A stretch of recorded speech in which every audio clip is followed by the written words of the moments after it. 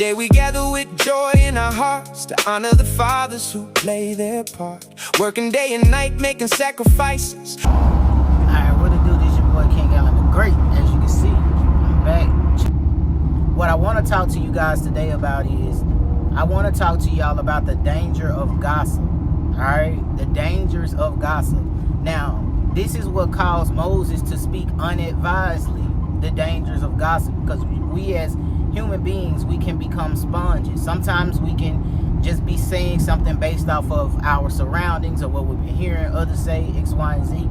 So I want to just talk to you guys about the dangers of slanderous gossip, okay? Now, so this right here is going to be knowledge based off the Apocrypha and the Bible, okay? And it's just teaching you about the power of your words. Have you ever noticed like how a conversation can completely change the atmosphere of a room? All right. So one sentence can build someone up. All right. Now, or another one can tear someone down. All right. So one rumor can destroy a reputation that took years to build, and that's why God places such a strong emphasis on how we use our words. That's one reason why the Bible always tells us like life and death is in the power of the tongue. All right.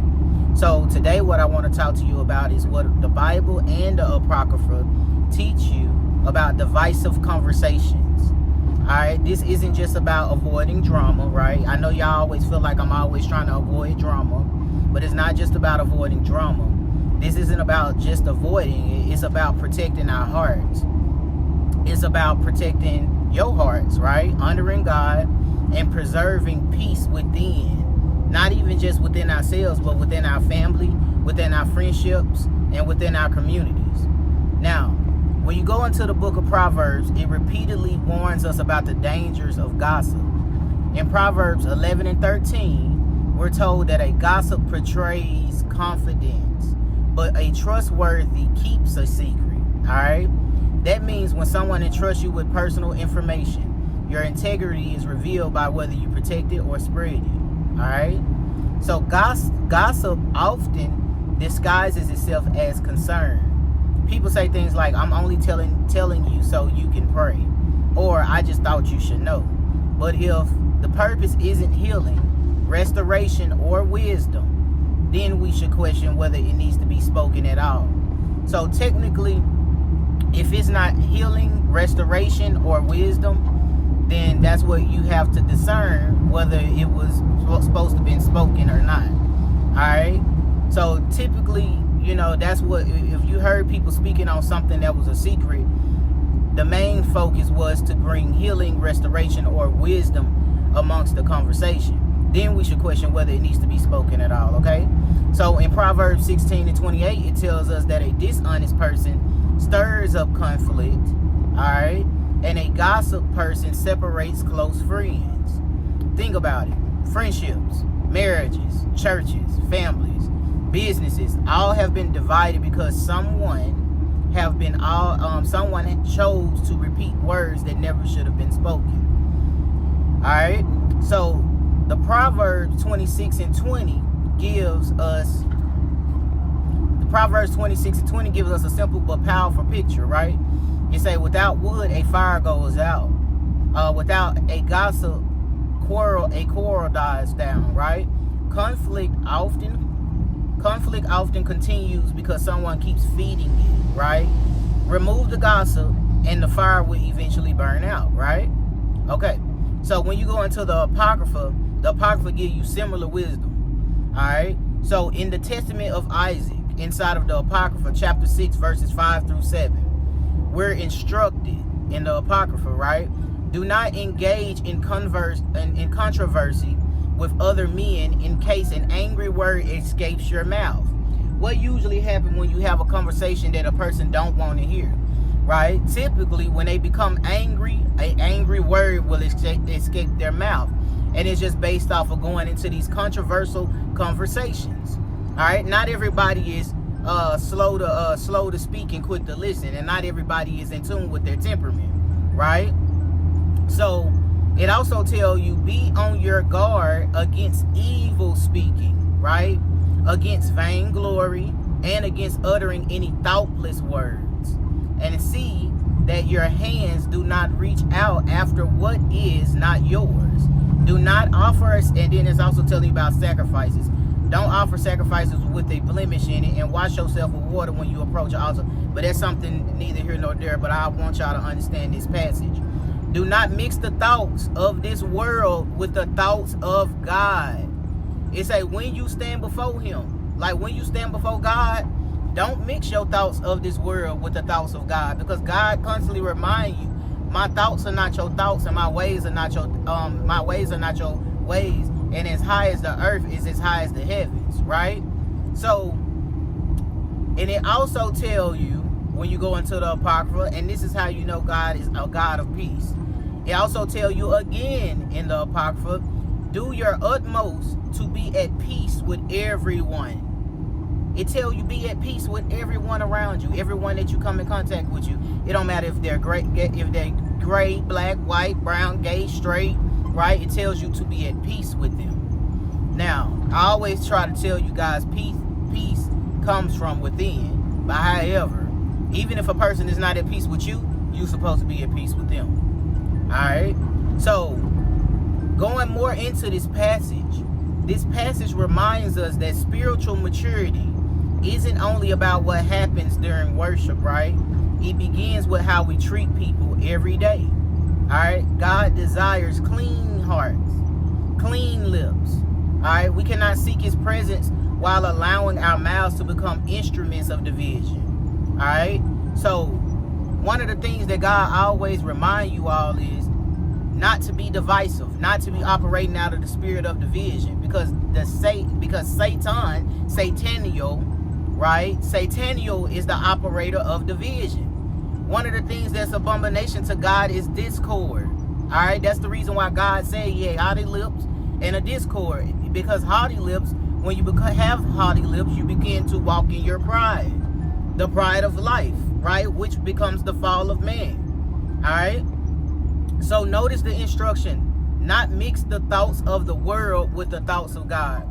The world rewards gossip, right? Because it entertains them, okay? Now, social media profits from controversy. Television thrives on scandal, all right? But God's kingdom operates differently, all right? So God's people are called to protect peace rather than promote chaos.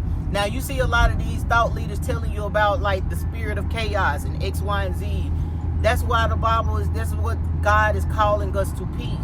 He's calling all y'all to be at peace with one another, no matter the walk of life or no matter the journey, right? Because this world promotes chaos. Through the chaos, you're supposed to find peace. All right? Now, so when you go into Leviticus 19 and 16, it also gives direct command. Do not go about spreading slander among your people. Alright? It says slander is more than repeating information. Now, slander is different. Slanderous gossip is one of the most worst forms of gossip that you can possibly do. Alright? It's speaking in ways that damages another person's name or character. Alright, God considers that a serious offense because every person is created in his image. If you're created in the image and the likeness of God, don't you think God will see about his children? Alright? Now, sometimes we speak carelessly without realizing the weight of our words. The weight that our words carry, right? That's why Proverbs 18 and 21 reminds us that death and life is in the power of the tongue. Every conversation plants seeds, right? Our words either plant life, encourage, forgive, and hope.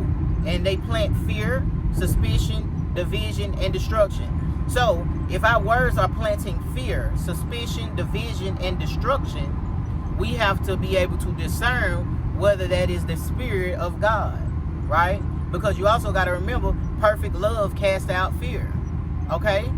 Now,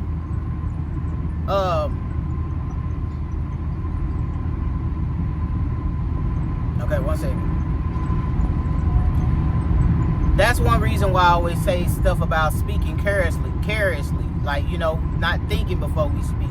right? Not reacting before we hear, right? So ask yourself, when you're going through this, or when you are slandering a person, or bullying a person, or just doing the bigotry, like per the Pharisees and the scribes, right?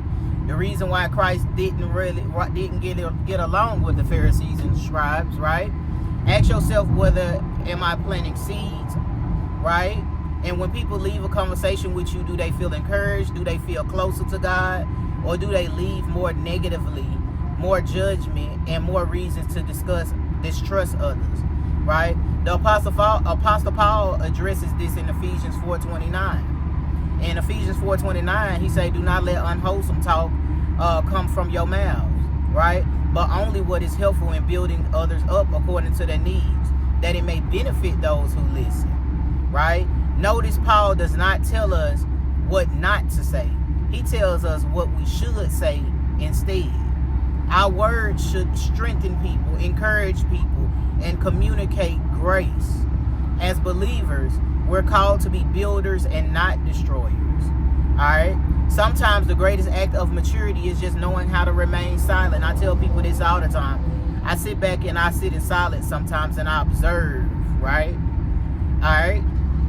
Give me one second. Now, we ain't gonna get into depth on this part, but I'm gonna just tell y'all straight up about slanderous gossip. Like, for instance, now this is another reason why you always hear me tell you guys that I'm not religious. So I am out of religion, right? I have always operated as spiritual, even though I grew up in Kojic or Christianity. So at the end of the day, having Christ consciousness, being being one, right? And being united with others is considered to be Christ consciousness, right? And so, with that being said, we might as well say that we are Christians. But if you are operating as a Christian, you want to be Christ-like. But I've always been spiritual first, because I also feel like claiming myself to be a Christian is just a title. I'm not a gang affiliation. Like, I feel like a lot of people do use Christianity as, like how people say Bloods and Crips. They use Christianity like that, and I don't move like that behind Christianity, right? I was for Christ. I was for the teachings of Christ, right? And the knowledge of Christ, right? As well as God. Okay. So, and the reason why I'm telling y'all this is because the slanderous gossip, if you pay attention to y'all got to go look into the history of the Bible to know this. But when you look into the history of the Bible, some of the men of churches, like let's say you will meet a man and let's say he was a part of the church, right? Typically what the man would do is, if he sought out a woman and if that woman didn't want him, what he would do is he would go slander the woman and he would go call her a witch. And when he would slander the woman, he would call her a witch. It would get them falsely persecuted.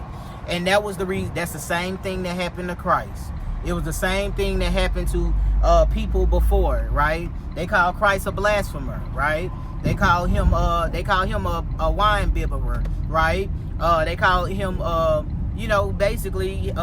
Christ called them hypocrites for that reason. And so that was the reason why. Because when a religious leader would want a beautiful woman, or a woman from the villages, or whichever woman they chose, right? That's what they would do. They would blaspheme that woman, and they would falsely persecute them by calling them a witch, based off of them being rejected because it was their ego. All right. So now this neither here nor there. We'll talk about this in another video, but I want to finish this message right here. Okay.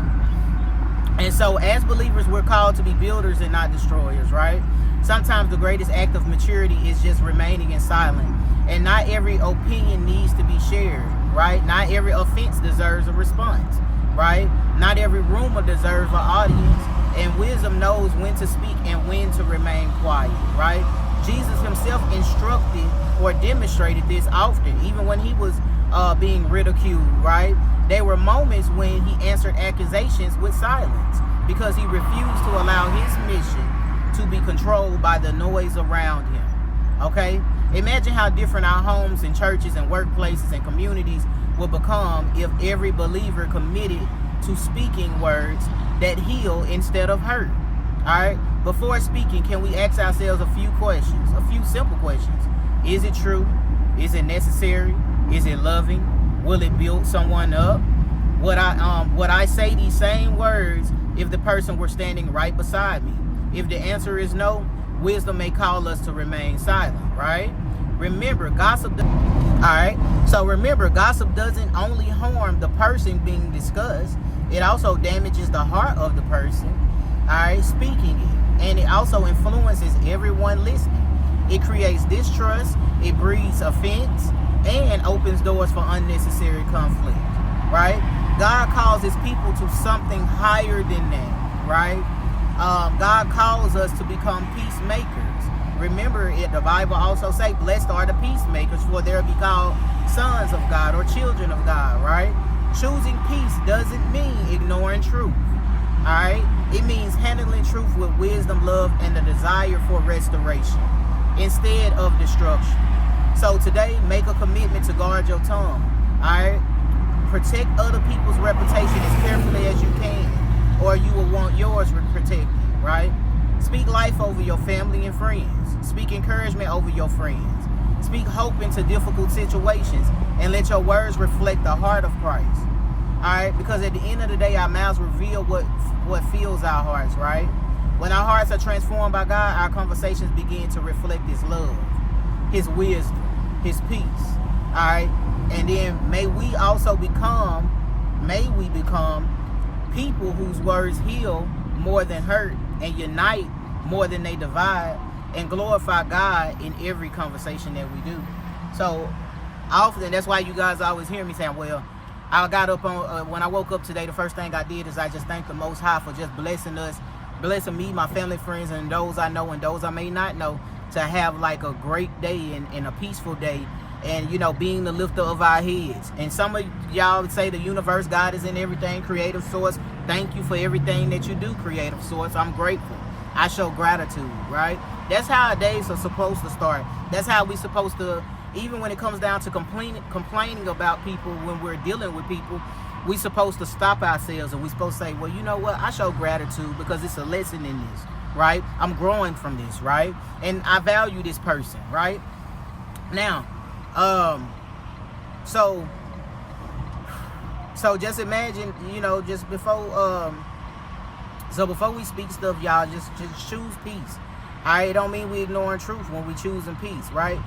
Because at the end of the day, our mouth reveals what our hearts, what is filled in our heart. And when our hearts are transformed by God, the conversation will be different. And y'all gotta also start asking, may we become those words that heal more than hurt, unite more than they divide, and glorify God in every conversation. And so that's pretty much the only thing that I can tell y'all from just me reading the Apocrypha. This right here has been giving me more understanding. All right, and that was something that I felt like at some point I was lacking, was understanding. And then that's why the word of God saying, all things you do, seek understanding, seek wisdom, seek after her, seek understanding. And so that's what I've been seeking. I've been seeking understanding. Now, as a child, I ain't gonna sit up here and say that I didn't used to be, people used to gossip about me, and I used to do tit for tat and do slanderous gossip. Yeah, I did that. When people used to talk bad about me, I talk bad about them. Even right now, I kind of do harsh rebukes. Like, you get what I'm saying? So even now, I do harsh rebukes. And when I say that, meaning like, I be telling people, like, treat people the way you want to be treated. Because I'm going to just give y'all this example. Now, we'll talk about astrology, astronomy another time. It is inside the Apocrypha as well.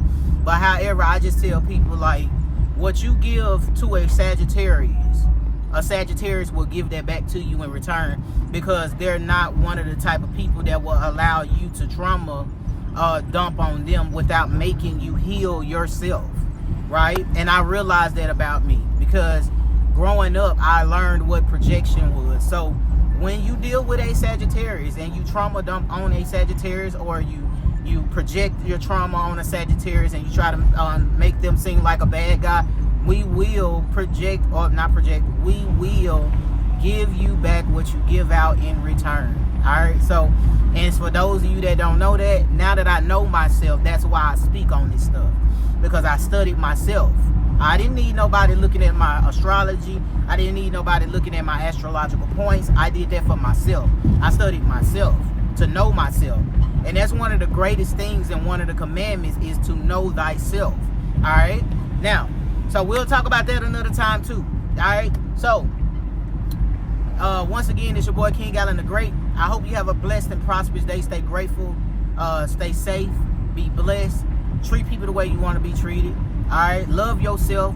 Love others. All right. Continue to grow through and heal through the things that you don't speak on. All right. The biggest thing about being in this world is we have the ability to grow and change, right? And remember, we have to be ye transformed by the renewing of the mind in order to see that change. All right. So once again, I love you. I'm pretty sure the Most High love you. I hope you have a blessed and prosperous day. Stay gracious. Honor the fathers who play their part, working day and night, making sacrifices, providing for the family at every price. You wake up early and return